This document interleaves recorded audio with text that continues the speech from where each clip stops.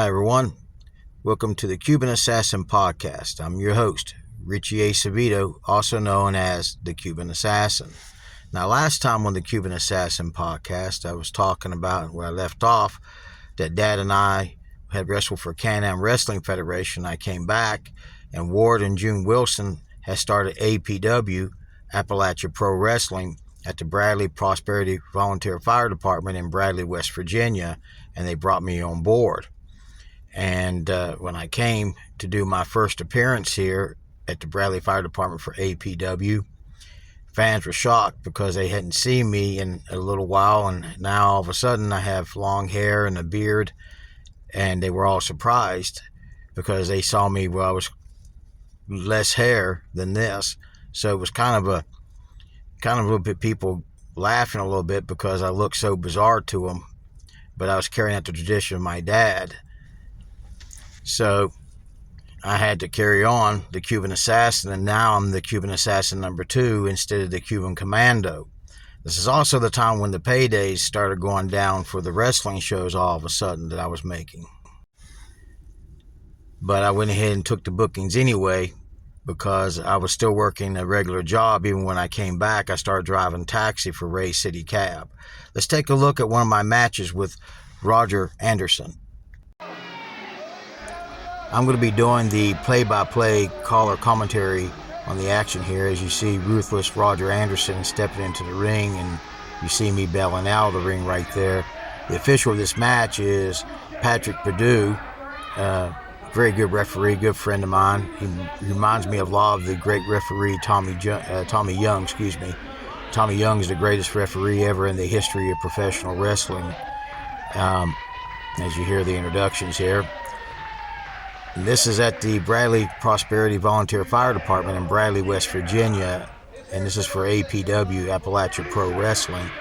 And Ward and June Wilson started APW, and we didn't realize what it was going to turn into. And APW had a revolving door of bookers, and it started off with Brian Logan, and then an instant happened that Brian Logan would quit, and then they brought in Joe Brody as the booker. And right now at this time, Brian Logan is the booker. And you see that we have a callable top here in the ring in the match here between Ruthless Roger Anderson and myself. He gets me in the corner here, and Patrick Perdue gets in between us, and then I doing what's called Memphis style wrestling, where I slap my hands and try to say that he hit me, and having Patrick Perdue get on to Ruthless Roger Anderson while I'm faking it over here. Now, the next match on today's podcast will be with Ruthless Roger Anderson's tag team partner, Frank the Tank Parker.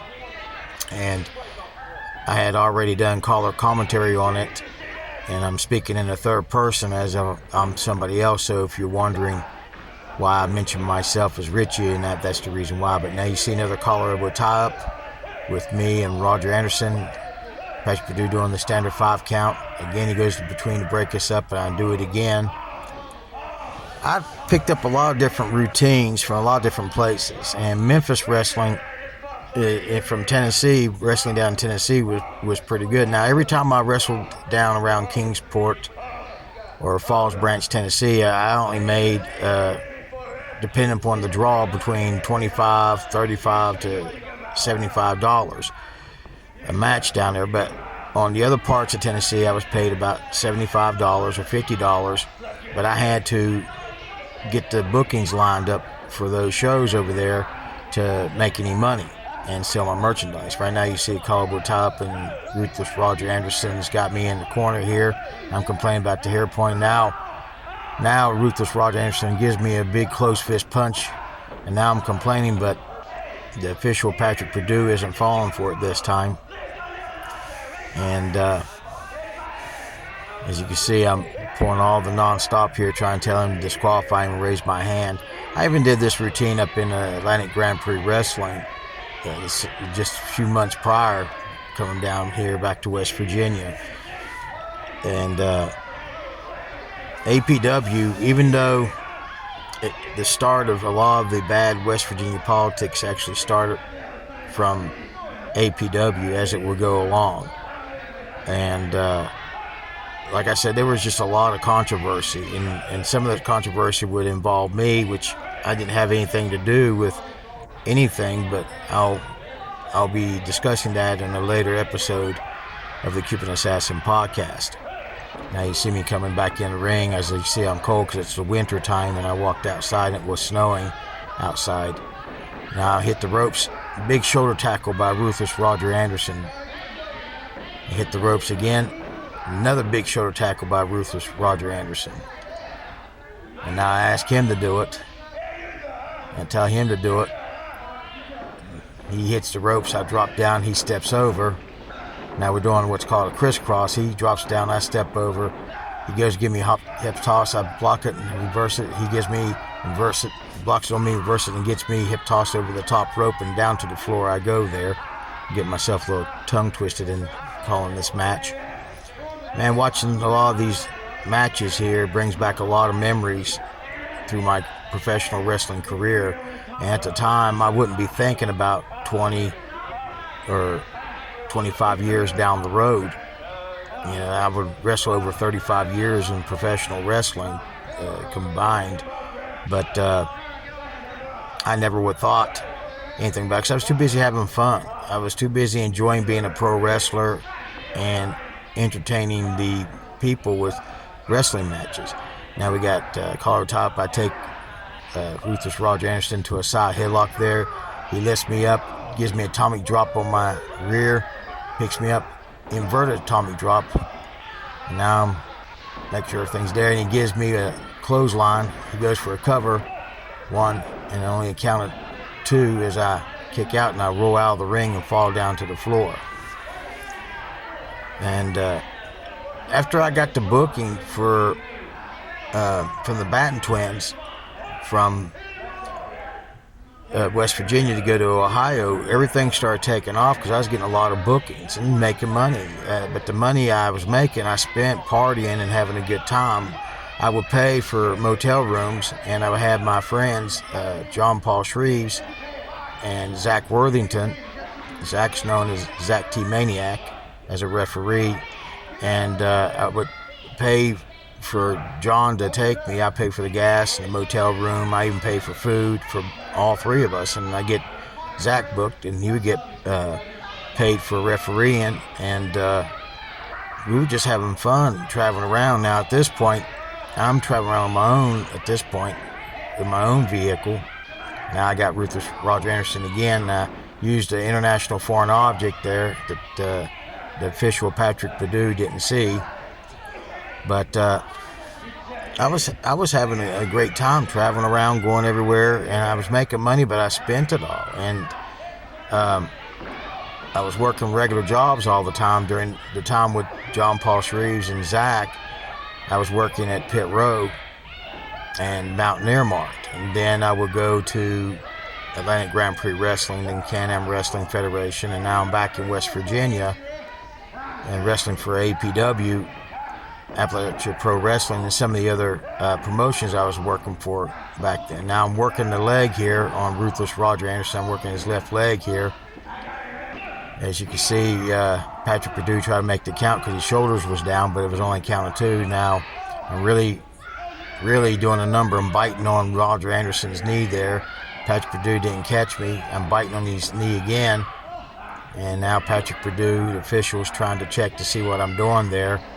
I bite again, and then this time I get caught by the official Patrick Perdue. But then everything started taking off, especially when I went to Atlantic Grand Prix Wrestling and got to be with my dad. Now I can do a scoop body slam on the Ruthless Roger Anderson. I come off the ropes and give an elbow drop onto Roger Anderson. I go for the cover. One. Only a count of one as Roger Anderson kicks out. He's a pretty big guy. Now I'm working on his knee there. I'm getting onto him here, and Patrick Perdue's getting on me. I grab his leg here. I turn it into an inside toe hold here. It used to be called a spinning toe hold, but you would be constantly doing the move. And I'm just working over his left knee there where I used the international foreign object on his left knee. Shoulders is down. Patrick Perdue does a standard count. It's a count of two as he rolls out, and I'm really working his leg, trying to hyperextend it there and working that knee, trying to work a body part. I do a snap and air takedown onto him, and now I get him in a reverse chin lock here, and he's holding his knee there from where I was working on it there, doing a number on his knee, and Patrick Purdue's asking if he wants to submit. He's saying no. Now he's slowly getting up, and now he's giving me an elbow there, followed by a second elbow. He hits the ropes. I give him a knee, and he goes over. I stop him right there, and now I'm sitting here taunting the fans here at the Bradley Bradley Prosperity Volunteer Fire Department. Boy, I'm getting tongue twisted today. And I pick Roger Anderson up. I'm trying to do a suplex. He blocks. I try again. He blocks again. And now he gets me in the inside cradle or small package on the count of 2 as I kick out. And back on that left knee again on Ruthless Roger Anderson. I grab up Roger Anderson, slam his head into the top turnbuckle. Irish whip out of the corner. I come charging in. He moves. I hit the turnbuckle, and down I go onto the canvas. Out of breath here, hitting that top turnbuckle. Roger Anderson picks me up. Irish whip off the ropes. Big old backdrop. He goes for a cover. 1, 2, and I kick out on the count of 2. Roger Anderson picks me up. Irish whip off the ropes. Big old power slam right there. Hooks the leg. 1, 2, and I kick out again on the count of 2 right there. And now Roger Anderson's up to his feet. He comes over. I duck. He accidentally clotheslined the official, Patrick Purdue. Now I'm getting on Ruthless Roger Anderson here. Irish whip off the ropes. He reverses it on me. He goes to bend over to give me a backdrop. I do a sunset flip. He sits down on me. He's got me hooked. He's got me pinned here for the count as he's pulling up his trunks there. And now he's going to go check on the official, Patrick Purdue. I get on him. He gives me a boot. He throws me out of the ring. And he's going to check on Patrick Purdue again. I come up on the outside of the apron. He comes and gets me. He goes to suplex me in. Here's Brian Douglas. He pulls his leg. He's holding it. 1, 2, 3. And I win the match right there. I beat Ruthless Roger Anderson.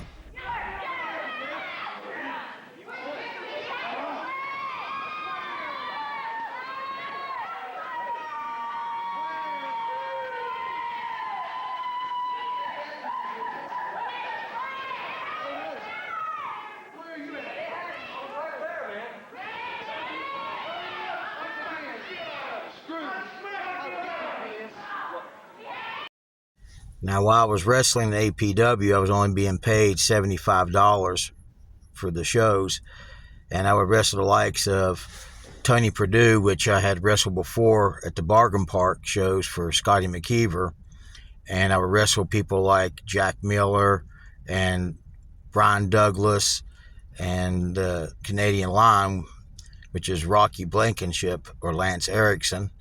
But I was having a good time wrestling because it was close by and it was close to home, and I was still making other bookings in other states, but the pay was considerably down from being $225 to $300 and now to $125 to $150 in some cases, down to $75. So I was spending a lot of money having fun and just having a good time when I should have been saving money, but I was just enjoying life and enjoying being a professional wrestler. Let's take a look at another match I had against Frank the Tank Parker.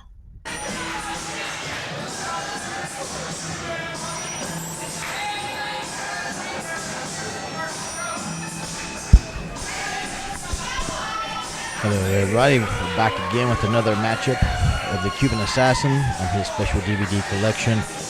As you see the Cuban Assassin coming to the ring right now, having words to the camera. This match is scheduled for 1 fall. Puts the Cuban Assassin squaring off against the other half of Death and Destruction, Frank the Tank Parker. The official of this match is going to be none other than Eric Foster.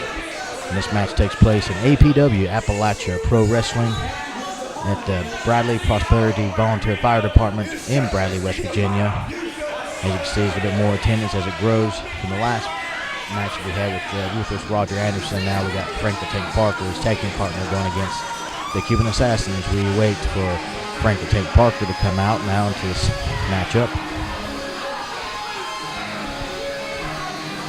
See, APW, Appalachia Pro Wrestling, kind of replaced something that was gone for a long time in Southern West Virginia, which was WAY TV4 Saturday Night Wrestling, hosted by Sherry Love, which was a local wrestling promotion that lasted. It wasn't even a syndicated program. It was a wrestling program on WAY TV4 that lasted, Lord, from 1954 all the way up until 1977 when the TV studios burnt down.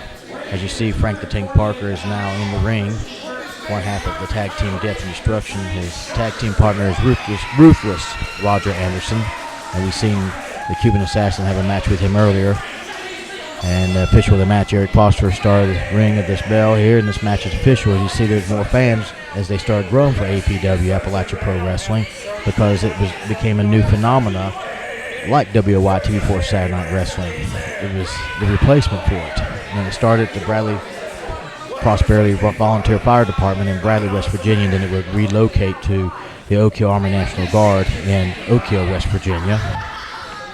Official Eric Foster trying to check to see if there's a foreign object on the Cuban Assassin here before he gets this match underway. And Frank the Tank Parker is wanting to get some retribution after that cheat win the Cuban Assassin and Brian Douglas had onto his tag team partner, Ruthless Roger Anderson. And now the Cuban Assassin having words with the fans here at the Bradley Prosperity Volunteer Fire Department in Bradley, West Virginia.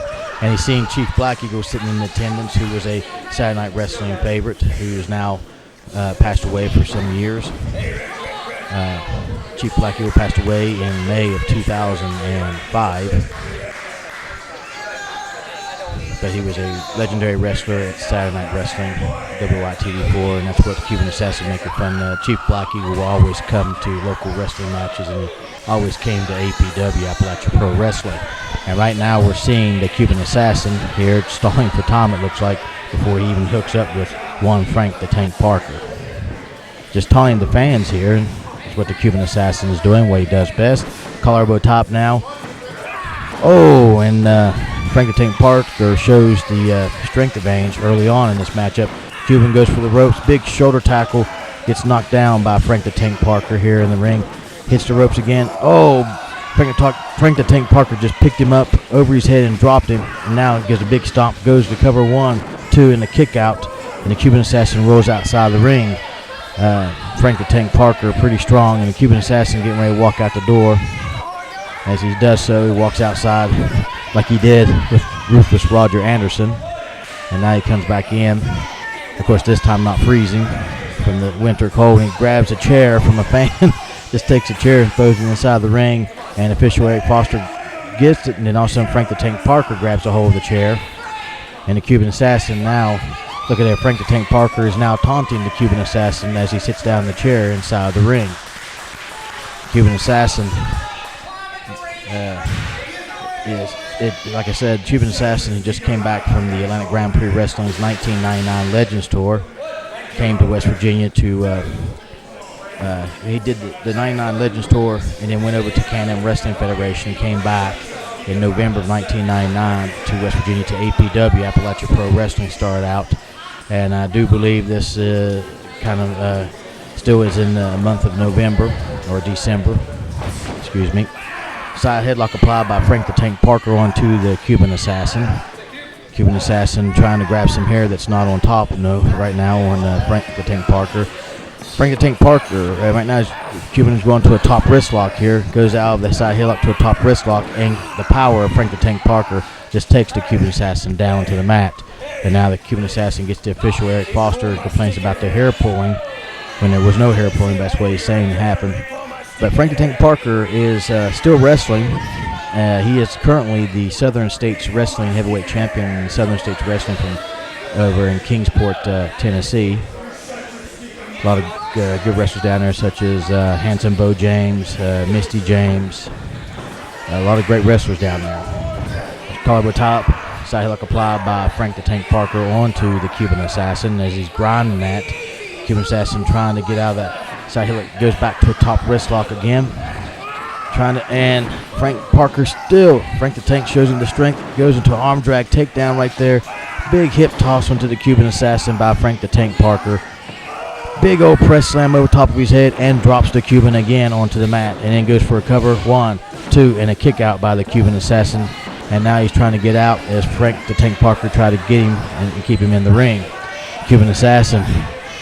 Oh, he doesn't want any part of this, Frank the Tank Parker. Not at all.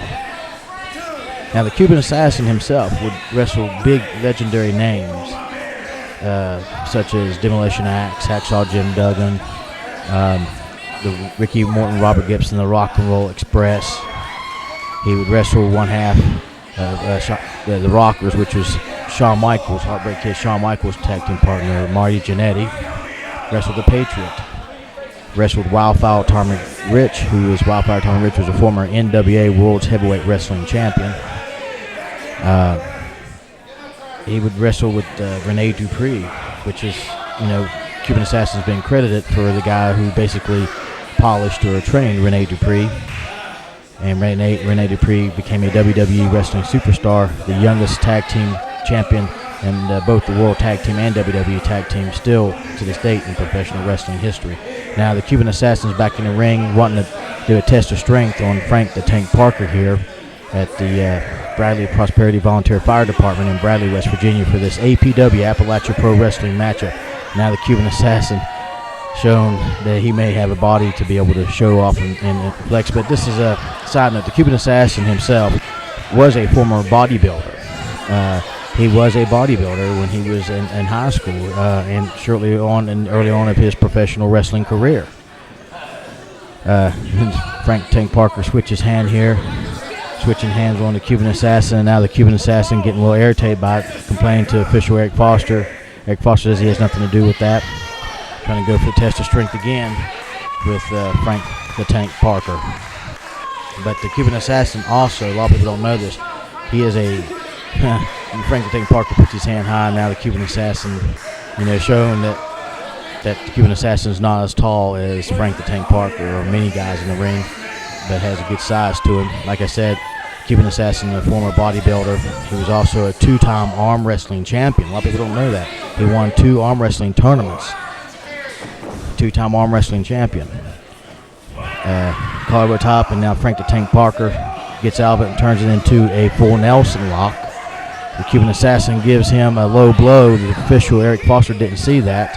And now Cuban Assassin gives a forearm to the back of Frank the Tank Parker. Headbutts the back of Frank the Tank Parker, picking at that body part, working him over here now into the corner. Takes Frank the Tank Parker, scoops him up, big body slam onto Frank the Tank Parker by the Cuban Assassin. Comes off the ropes, corkscrew elbow drop onto Frank the Tank Parker, goes for a cover. 1, 2, only a count of 2 as Frank the Tank Parker kicks out. Now he's got a reverse chin lock applied onto Frank the Tank Parker by the Cuban Assassin. See, a lot of people don't know the Cuban Assassin is a very strong guy. He doesn't have the physique that he had in the beginning of his professional wrestling career, but he was a bodybuilder. I mean, you can go on to his Facebook page, which is www.facebook.com/Richie.Acevedo, and you can see that picture. Right now, clothesline ducks and elbow, gets a knee to the midsection on Frank the Tank Parker by the Cuban Assassin. Now he's stomping on to Frank the Tank Parker here in the center of the ring, trying to work that back over. But you can check pictures on his Facebook site and see some pictures of him when he was in his bodybuilding days in the early on of his professional wrestling career. He's also got a MySpace page, which is www.myspace.com/Cuban Assassin 2, the actual number 2. Check out those sites, check these photos, bio information. You can get other information where he's actually wrestling at now these days. Right now, the fans here at the Bradley Prosperity Volunteer Fire Department getting rounded behind Frank the Tank Parker as he tried to get out of that stretch to hold that the Cuban had, and Cuban reversed it on him and just going right back to that back. See how smart the Cuban Assassin is? A lot of people may talk about his dirtiness, his dastardly dirtiness deeds, and being such a bad guy and using illegal foreign objects and everything. as he's working over that injured back of Frank the Tank Parker. And now Frank the Tank Parker gets the fist into the Cuban Assassin and right back to that bear hug again, working that back onto Frank the Tank Parker, showing that he is a strong guy. There's no doubt about the Cuban Assassin is not a strong guy. He is. He has, like I said, he was a bodybuilder for years. Now Frank the Tank Parker throws another closed fist to the face of the Cuban Assassin and right back again to that bear hug, working over that lower back region that the Cuban Assassin has been working on Frank the Tank Parker, which is the tag team partner of Ruthless Roger Anderson from Death and Destruction. Oh, and he gives him a slap to the ears here. The Cuban Assassin will have some ringing going on in his head now, as you can see in the corner. Frank the Tank Parker comes over, gives a boot to the midsection of the Cuban Assassin. Just giving us a couple more boots there onto Cuban Assassin. Close fist to the head of the Cuban Assassin by Frank the Tank Parker. Irish whip out of the corner, reversal. Oh, and right back on that back again, as you see the Cuban Assassin being smart about that. Slowly taking his time, coming over to Frank the Tank Parker, trying to choke him. The official Eric Foster stopping him, turns him around, forearm to the back. Cuban Assassin really working on that lower back region of Frank the Tank Parker. Picks him up again, scoop body slam again into the center of the ring by the Cuban Assassin onto Frank the Tank Parker. And then it comes over to a sit-down abominable stretch applied by the Cuban Assassin onto Frank the Tank Parker.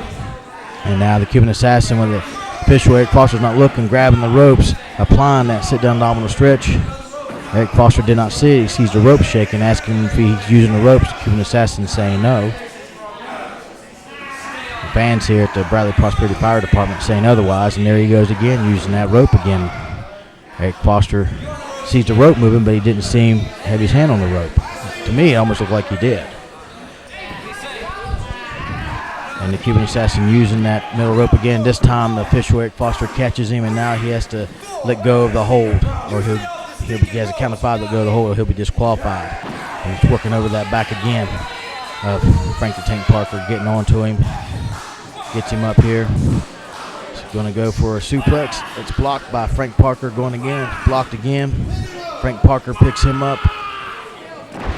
Gets him into a suplex of his own onto the Cuban Assassin to the center of the ring in this APW, Appalachia Pro Wrestling flashback matchup between the Cuban Assassin and Frank the Tank Parker, highlighting the career of the Cuban Assassin and some of his matches and some of the promotions and territories he's been. Cuban Assassin picks up Frank the Tank Parker, going for another scoop body slam again, a third time, and this time he's saying it's over. What's the Cuban Assassin going to do now? He steps over through the ropes. He's climbing. Looks like, yeah, he's climbing to the top. Cuban Assassin comes over for a leg drop, and Frank the Tank Parker moves out of the way, and Cuban Assassin just lands his rump onto the ring. As you can see, he's feeling the effects of that. Throws a punch that's blocked. Frank Parker getting all over the Cuban Assassin. He's on the ropes. You see how dazed he is. Irish whip off the ropes. Big clothesline by Frank the Tank Parker onto the Cuban Assassin. Slowly crawls over to go for cover 1, 2. Only a count of 2 as the Cuban Assassin kicks out right there. Frank the Tank Parker gets up, blocks Cuban's punch, getting on to Cuban again. You can see he's almost out. Irish whip off the ropes. Big high body drop onto the Cuban Assassin as he's laying there in the mat. I think he's almost out right there. Cuban Assassin gasping for air right there. Frank Parker comes over, covers 1, 2, only a count of 2 as the Cuban Assassin kicks out again. Slowly getting to their feet. Cuban goes for a punch, it's blocked again. And Frank Parker gets on the Cuban Assassin again. Irish whip off the ropes.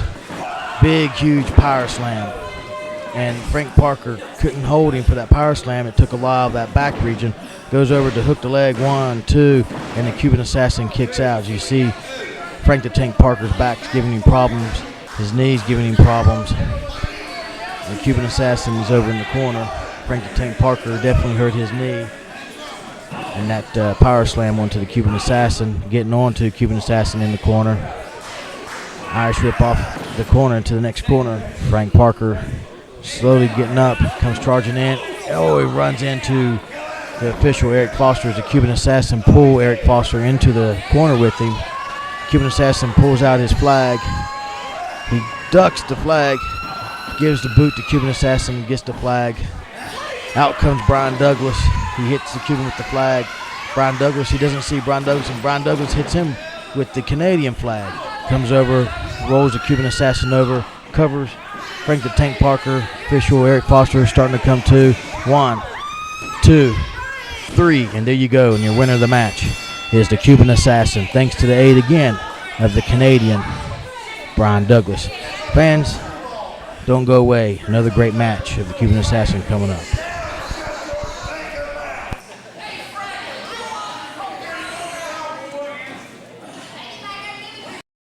And while I was wrestling for APW, then all of a sudden I get the call from Ross Hart to go to Stampede Wrestling.